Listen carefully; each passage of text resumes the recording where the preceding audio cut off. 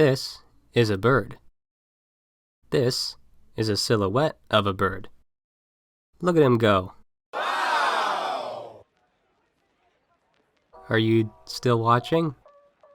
I hope so, because I'm starting to run out of ideas for intros.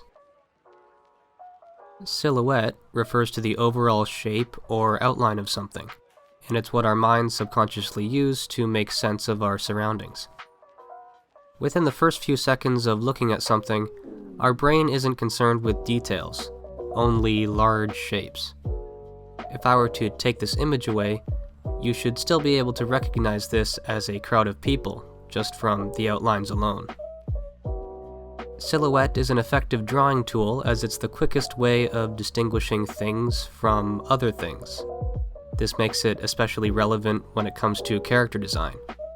A good silhouette is what sets a character apart, whether it be through their build and size, clothing, or accessories. A lot of professional artists rely heavily on silhouette as it's an effective way of adding appeal and readability to a drawing. But don't be fooled, it's not easy to draw a pure outline of something unless you already have a strong understanding of it. There's two main concepts that need to be discussed in order to gain a full understanding of silhouette: tangents and negative space. A tangent in drawing is any line that makes contact with another line in such a way that it makes things visually confusing, and is something that should be avoided as much as possible in your own drawings. Let's use this image as an example. The silhouette here is okay, but there's two tangents that we need to take care of. The way this person's hand is placed causes his thumb to overlap with the edge of his chin, and the cigarette he's holding ends at the edge of his middle finger, making this area of the photo look cluttered. Meanwhile, his other hand is touching the edge of his pant leg, which looks kind of awkward. We can solve these issues by changing the position of his hand and slightly rotating his head to more of a 3/4 angle. Now we have a stronger silhouette without tangents. Negative space is essentially the opposite of a tangent in that it separates things through an absence of line. A good example are those optical illusions in which you can observe two different subjects depending on whether you choose to focus on the positive or negative space. I'll use some of my own characters here to illustrate. The legs of the character on the left are slightly spread apart, creating a triangular-shaped gap. There's a similar gap between the arm bent at the elbow and the torso. I also made sure to include a small gap between her other arm and the waist. If there were no gap there, that arm would create a tangent with the edge of her torso.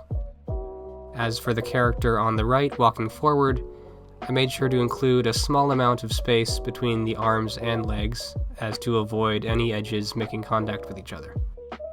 This leaves us with strong silhouettes with a distinct shape to them. Another way of thinking about silhouette is that it can be either primary or secondary.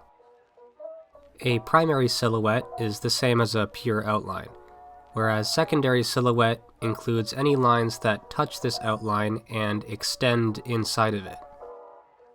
Interior lines are any lines that exist within this secondary silhouette without touching anything. These lines can be used to describe certain things like clothing folds and anatomy, but they should be used sparingly. Use too many and you run the risk of making your drawing look cluttered.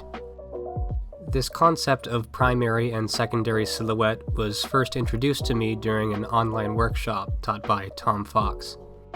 He's recently published an art book on figure drawing, which is yet another good resource to have if you're in the process of learning anatomy. Keeping the topics I've covered in this video in mind, can you guess which one of these images creates a stronger silhouette? If you guessed the one on the right, then you did it, good job! If you guessed the one on the left, you fail. That's a big old F on your report card. Do better next time. What am I even looking at?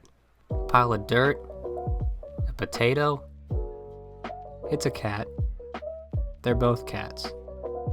but thanks to negative space and a lack of tangents, one is a lot easier to understand than the other.